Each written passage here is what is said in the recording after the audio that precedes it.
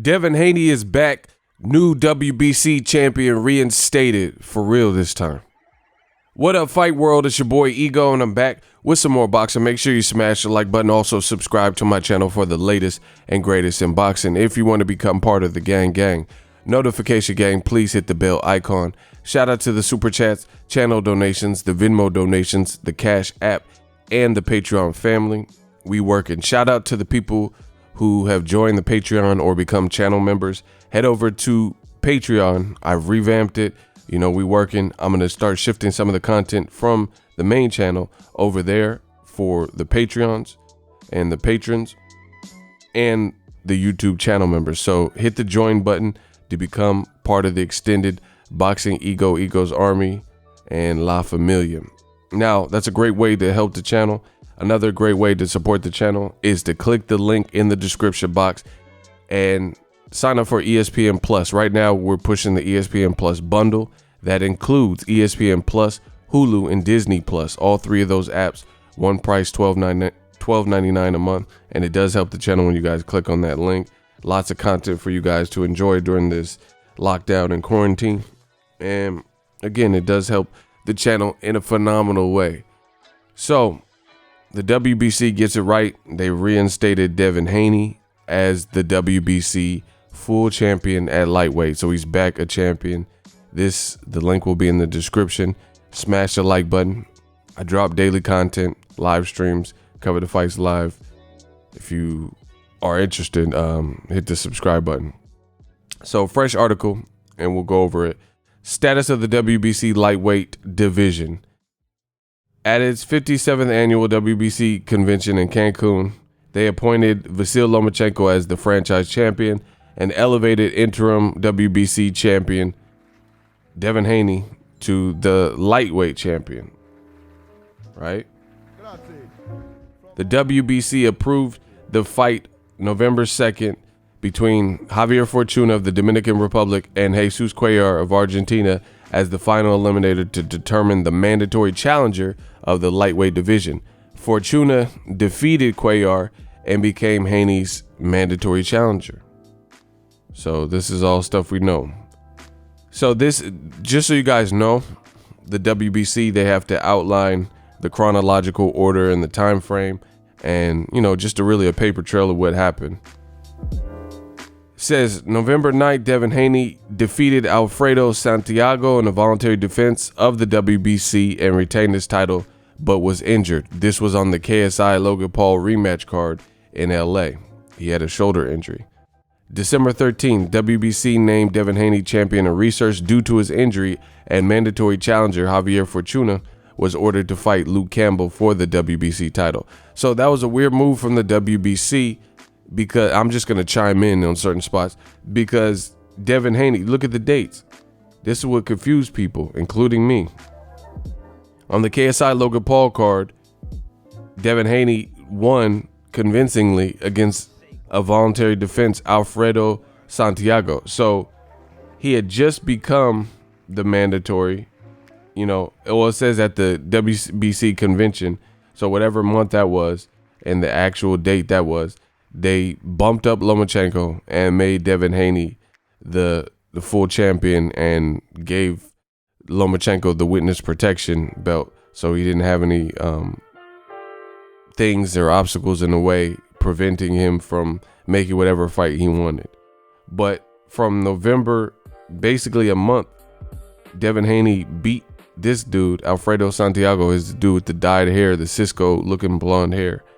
And then within a month, they said he had to fight against Javier Fortuna, and seeing how he was injured and unable to do that, then they started moving forward with Javier Fortuna, Luke Campbell. Says on January 27th, Team Fortuna and Campbell officially notified the WBC that they had reached an agreement, Fortuna versus Campbell. The fight was scheduled April 14th, 2020. In light of the ongoing pandemic, the fight did not take place. March 23rd, Haney's camp officially notified the WBC that the champion was fully recovered from his injury and he was ready, and I think it's supposed to be ready and willing. It says he was ready to fight. Accordingly, in light of the fact that Fortuna versus Campbell never took place, they made a formal request that the WBC reinstate Devin Haney as the champion. April 8th, according to WBC's specific request, Haney's camp submitted the medical clearance documentation to the WBC confirming that Haney is fit to box and resume his career. Mr. Campbell and Mr. Fortuna also contacted the WBC, stating their respective positions regarding their collapsed fight. The WBC rules and regulations give WBC absolute discretion to designate mandatory champions and containers, withdraw such designation in order fights. So basically, they have it written in the WBC that they have, supreme veto power. They could do basically whatever they want. That's basically what that's saying in a professional way. It's saying, we run the show, and our team and committee, we could vote, and we could veto past decisions and statuses and change them and remove them as we see fit. So they have supreme power. This is why you heard last year PBC was thinking about making their own belt. And I'm not saying because of the WBC specifically, but this is the type of power that the sanctioning bodies have. So PBC, they can't control decisions that were made, because sometimes decisions might be made in favor of, let's say, another promotion's fighter. But if you have a PBC belt, it's all in-house, and then it's easier to facilitate. For example, this is a great example. Not even PBC, but Devin Haney's with DAZN and Eddie Hearn, and he wants to fight Lomachenko, but based on Top Rank and WBC getting together and Lomachenko's team, they made it so Lomachenko has the witness protection belt and he don't have no mandatory. So Devin Haney gets emailed a belt, and now he's reinstated the belt, which is not his fault. I'm not blaming him, but at the end of the day, this is unfair because he doesn't get to prove his worth by trying to defeat a person who's respected like Lomachenko, which would do more for him than Javier Fortuna, Luke Campbell, or just receiving a belt, by default. Anyway, the article says, in accordance with the WBC rules and regulations, after carefully considering the positions of all boxers involved and the special circumstances created by the global health crisis, WBC has conducted a vote that resulted in the following ruling. 1. Reestablish Devin Haney as WBC lightweight world champion. 2. Grant champion Haney a voluntary defense of the fight. 3. Sanction the fight between Javier Fortuna and Luke Campbell for the WBC interim lightweight title and the division's mandatory position. And 4. Order the winner of champion Haney's voluntary defense to face the winner of Fortuna versus fight Campbell. There's some typos they should really go over.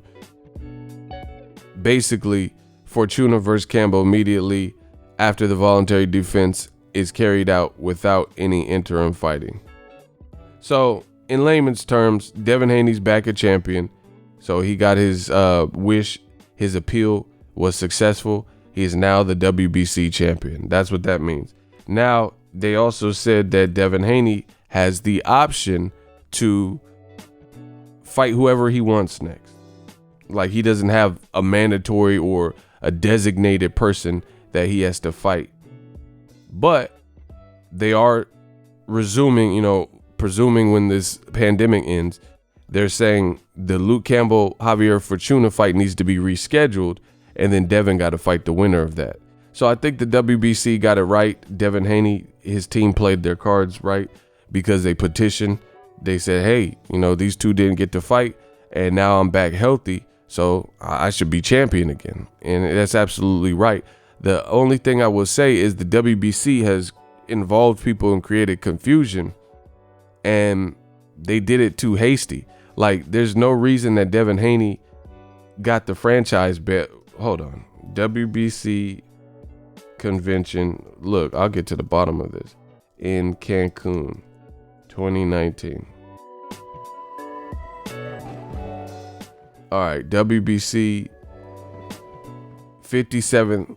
Look, see how quick I pull this up? October 21st to the 26th. And it'll have a Mayan theme. So they did their their convention. This is just the timeline, so you guys understand how this boxing stuff goes, right? October 20, whatever it was, 21st through 26th, they made Lomachenko, basically they deemed that Lomachenko was the franchise champion. The first week of November, the KSI Logan Paul card, Devin Haney fought a voluntary defense as new champion since Lomachenko didn't fight him as a mandatory.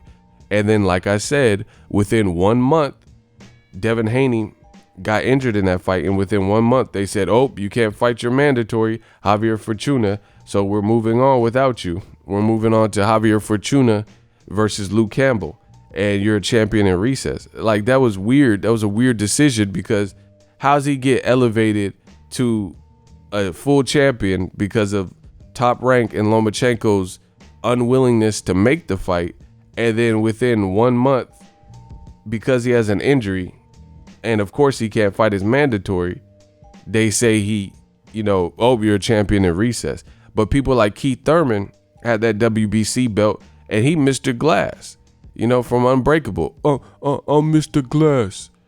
He Derrick Rose. So how Keith Thurman hold on to his belt for a long time, for years, and we could go through, and I'm not just trying to do a bunch of name dropping, but Keith Thurman, he had his belt for a while before he relinquished it finally, and Danny Garcia, Sean Porter fought for it, right? He had his belt for a while. And Devin Haney, within a month of basically getting elevated and winning, this is what you see right here, all of a sudden, he gets stripped real quickly. They're like, nah, you can't fight your mandatory, you're hurt.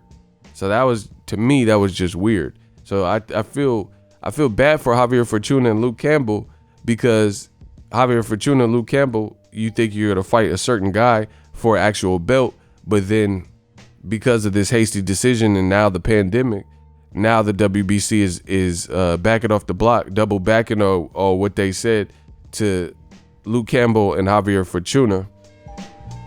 And now they're fighting for interim titles just to become the mandatory. So basically, two boxers thought they were further along than what they are. So I'm happy for Devin Haney, but they've involved Luke Campbell. But the only thing I will say is Luke Campbell already had 2 title shots with Jorge Linares and also Vasyl Lomachenko, and he lost both of them.